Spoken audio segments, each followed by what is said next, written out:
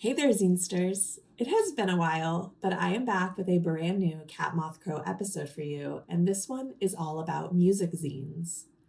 The very first Catmothcrow episode over 5 years ago was all about music zines, and I have been wanting to revisit that topic ever since. But that's not all. In this episode, I'll also be opening some zine mail, sharing a little vlog capturing a trip I took to Lawrence, Kansas, and I've got a quick tip for cleaner collaging. And if you're tuning in for the very first time, howdy, I'm Dana, a zinester, artist, and writer with a knack for collecting zines and sharing my favorites with you. Now, let's roll that intro footage because part of the reason I have been away for so long is I've been working on a brand new, handmade, zine intro for this channel, and I am super proud of it. So enough of me yapping and welcome to Catmothcrow.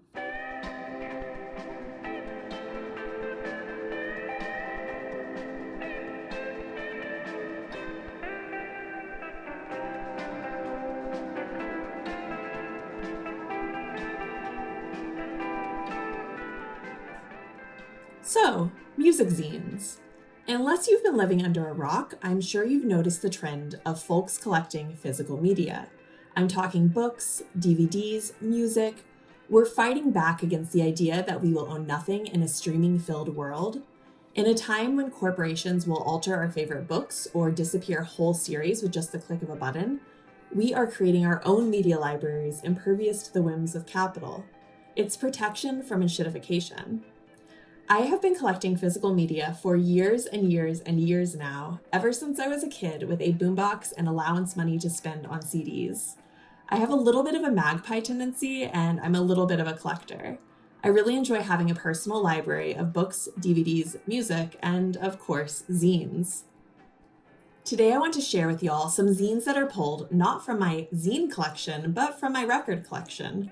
These are a very specific type of music zine. They are companion zines, the zine as lyric book.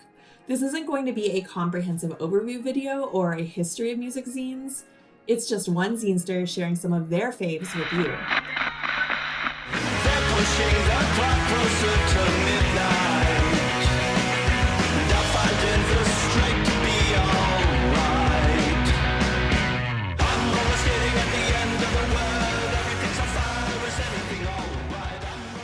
Faulty Cognitions might be the most underrated punk band working today. Seriously, why did I go to one of their shows and there were only 5 people there? That is a damn shame because they are deserving of huge fucking crowds for their timely pop punk songs that are melancholic but also super catchy. It's the perfect music for aging DIY lifers like myself who are disheartened by the state of the world but know that community is our way through it all. The zine that accompanied their album Somehow Here We Are really captures everything that makes them so great. The zine features a page for each song, with scribbled song lyric snippets that read like rallying cries. The gritty, grainy, hand-collaged and doodled textures mirror the shambolic jangle of their sound. It's real good stuff.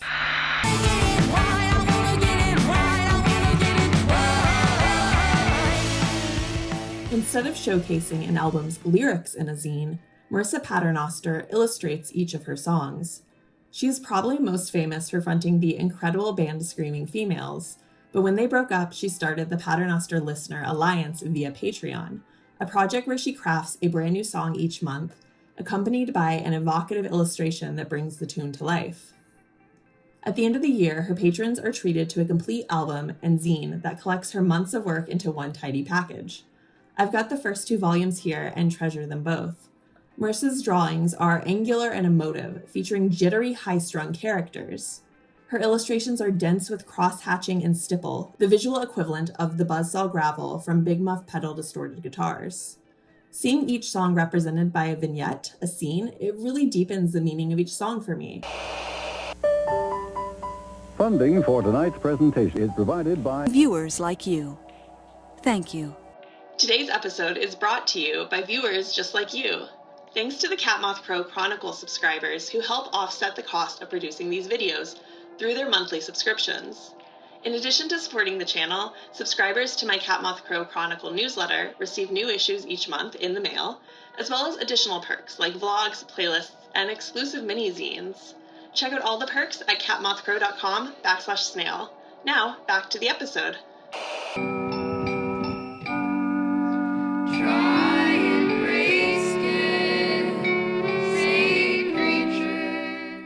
2022 album Homesick and its accompanying lyrics zine are evocative, mysterious, and morose.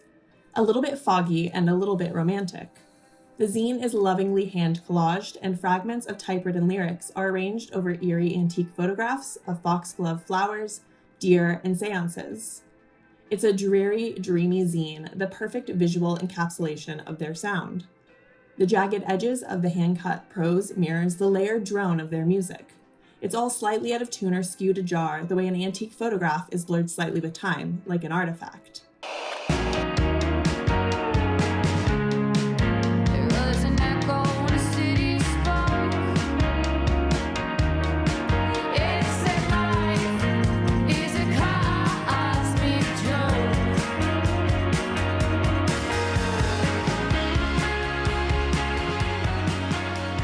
Finally, I had to feature Safe Sins, the first full-length album by one of my favorite bands, Gladdy. This is a classic lyrics zine, straightforward with little embellishment aside from a few choice antique photos. This simpler approach lets the language of the lyrics shine, which I love because Augusta Koch's lyrics are, to me, the musical equivalent of a perzine. She writes lyrics that are honest and pithy and rich, and capture the way emotions can feel big and overwhelming or buried deep within. Gladdy's vulnerability is one of their strengths, and Augusta's lyrics make me feel seen. When I put on Safe Sins and read along with her words, it really deepens the experience of listening for me, and for that I cherish this zine. Gladdy came through the white schoolhouse in nearby Lawrence, Kansas a few months ago, and I took a Greyhound bus out there for a little day trip to catch the show.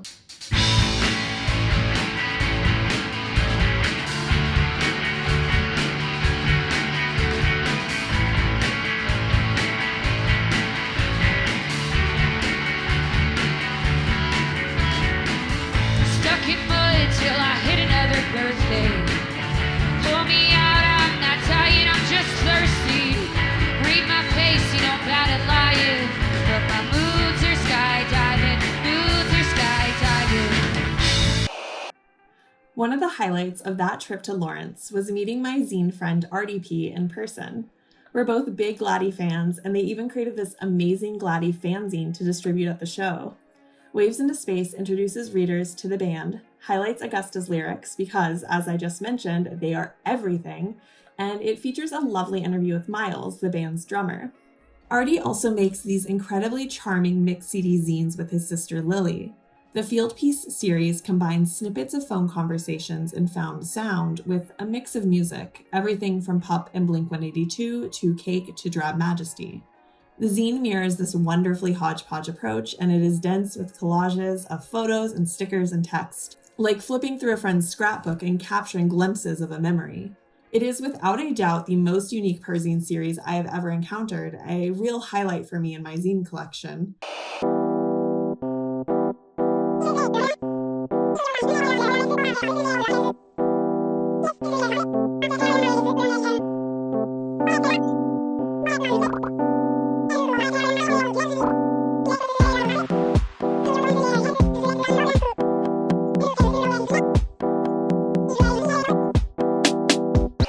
I've got one final music zine to share with you today. It's part of a series all about collecting records and tapes, so how could I not include it on this list?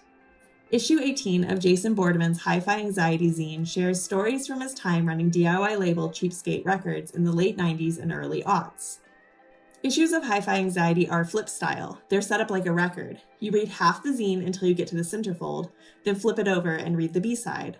For the B-side of this zine, Jason takes us on a deep dive of Cheapskate Records band McCracken's, and he sent me this zine tucked into the sleeve of their split 7-inch with Los DiMaggios. Both bands are pure pop-punk fun, full of the whoa sing-alongs that must have made their live shows a blast. Getting to read about the behind-the-scenes of the label that put out their record was really cool, and I especially loved the centerfold mixtape spread in the zine's middle, handwritten on a scanned-in Maxwell cassette sleeve. Hey Zinesters, let's open the mail that was in my P.O. box this week. If you're new here, I used to have a series on my channel called First Impression Zine Reviews, and it was just what it sounds like. All of the mail that came into my P.O. box, I would open on camera and give my first impression on like why the zine was so cool, the things that stood out to me about it. And I had so much fun doing that. I was frankly blown away by how many people started sending me zines for those little first impression reviews. Alas, though, it kind of got bigger than I could manage. I am just but one person, and I make videos and zines as a hobby. So yeah, I don't think it was sustainable for me to keep trying to make one video a month, which is kind of on average what I was able to make opening zine mail. And as much as I love opening zine mail, it was kind of taking away time from making videos about other things, and also from taking away time from making my own zines. So what we're going to do instead is a little segment called Mailbag. On any of my new episodes, we're just going to take like 5 minutes to do a first impression zine review of the mail that's in my P.O. box at that time. So because these won't be happening with any sort of frequency, and because I check my P.O. box now more often than once a month, or rather I would always check it more often than that, but I would just like hoard the mail and not open it until I was recording. Anyways, that was also unsustainable because then I had this giant backlog of pen pal letters. Whew, yeah, I can't do that. But what I'm trying to say essentially is, if whatever zines are in my P.O. box, the day I check it before filming, those are the ones that'll be opened. Yeah, and that's that. It'll be very kind of random. So like if you want to send me zines because you want to trade zines, or you just really want to share them with me, I'd love that. But if you're only sending them because you hope to see them on video, maybe it's not the best fit for you. This segment might not be the best fit for you, and that's okay. Yeah. So enough with that though. Let's open this zine mail. Let's get to it. First up, I did a zine trade with Lauren, who emailed me asking if I would do a zine trade, and of course I'm down. So let's see what they sent. All right, they've got a note which we'll read off camera. All right, some beautiful full color mini zines about gardening and environmentalism. I've been working on my own garden over these past week or two, and I'm feeling those spring gardening vibes. And this looks like guerrilla gardening, so maybe about seed bombs and the like, which are always fun. We have some wonderful protest stickers with great messages. And then 2 more zines. The Hope That Sustains Us, which is a collab zine that they made with Ann R. Chisholm. I like the collage on that. I like that extremely patterned background and then the bold text over it. And the War on Terror. And terror is an acronym. I bet the zine will tell us what that stands for. Oh, I really appreciate just how this zine, it seems like it's going to go into some really tough topics, but it does so in a way that really kind of breaks down these concepts in a way that seems accessible. I'm really excited to read this, and then also maybe share it with some folks who I think would be interested in this info. What an awesome haul. Thank you so much for trading zines with me, Lauren. I love your collage work. I love how bright but densely layered it is, the little bits of texture in there. It's really, really pleasing to look at, and I can't wait to read these zines. Thank you. All right. I also got a letter from my friend Dave. They are a zinester in Las Vegas, and we are pen pals. So there is a chance this is just a pen pal letter, which is great. But just in case it is a zine, I want to open it on camera. It looks like it's a newsletter zine, which love. Yeah, so this is Dave's newsletter zine, Laser Attack. I always love getting a zine from Dave. he's one of the zinesters that really threads the needle perfectly between like zines that are zines that have like letter from a friend vibes, but also zines that are full of like tantalizing and interesting information. One of his other series, he shares facts about like just a broad variety of subjects in mini zine format.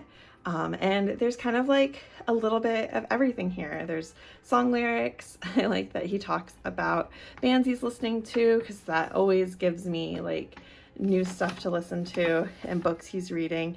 And yeah, Dave's stuff is always great.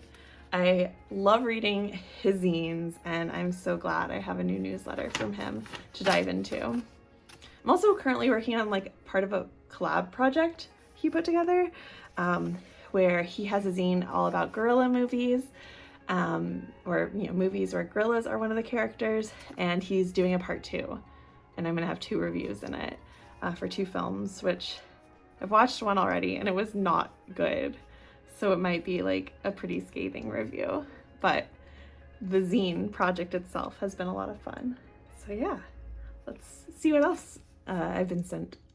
Okay, this one's really funny to me. I covered up the return address, but it is the address from a local DIY venue called Farewell.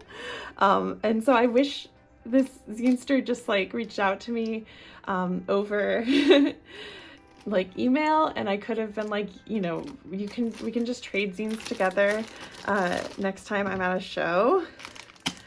Yeah. At least I'm assuming there's a zine in here. It feels like a zine.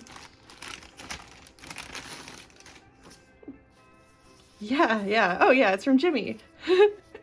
As he says, see you at the next Rocket Surgery. Jimmy is, he runs Rocket Surgery Super Quiz, which is a local trivia night here in KC. Not to toot my own horn, but at the New Year's Eve one, my team won first place. And so I guess I didn't even know this, that Jimmy has a zine. Damn, it's like, this thing is full color. I would almost go as far to say this is a chapbook.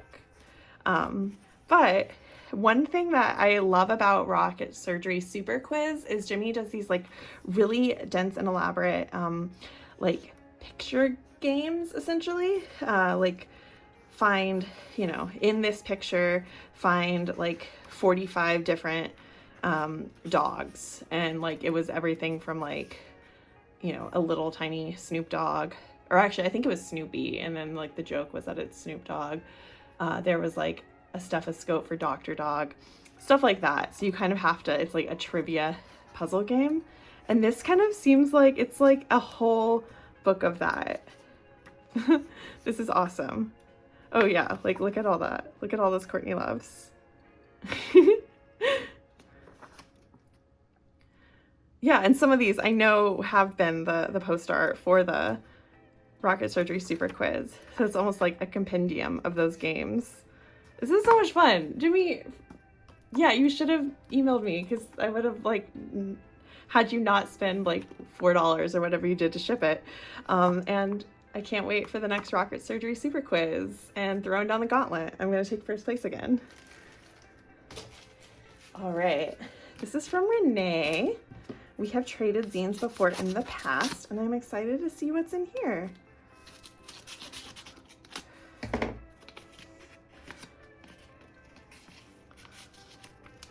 Awesome. There's a note I'm going to read off camera. And speaking of puzzles, the 5th annual Jigsaw Puzzle Tournament.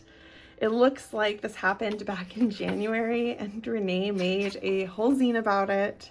I'm not going to flip to the end and see if she won, but I do. Oh, I love that. Sorry, I was just reading the back of it, but yeah, I'm really excited to read how Renee did, what this tournament was all about. I am a competitive person, if you couldn't tell from the last zine review. So this is totally right up my alley, reading about someone's experiences, possibly winning a jigsaw puzzle tournament. And even if you don't win, it's still fun playing. So excited to get a new zine from Renee. This is why I love zines so much. I love making zines and the process of like putting my words and art into the world. But even more than that, I love connecting with other zinesters. And then like every couple months or so, you get this like little kind of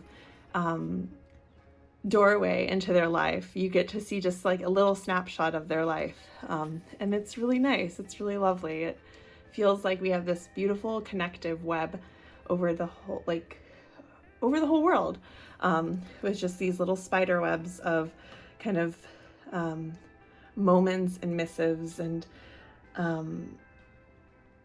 we share just kind of little bits of ourselves, and it creates this, what ends up being this kind of very strong web, and it's beautiful.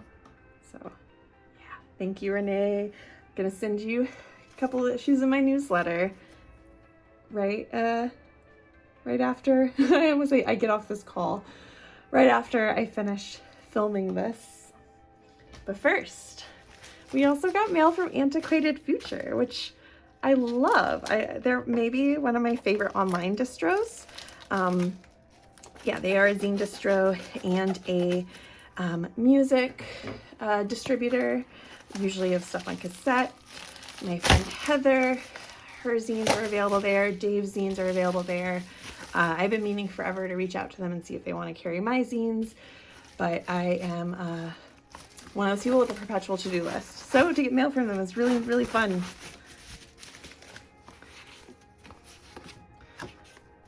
Yay! So yeah, I postcard to read off camera. Let's see what's in here.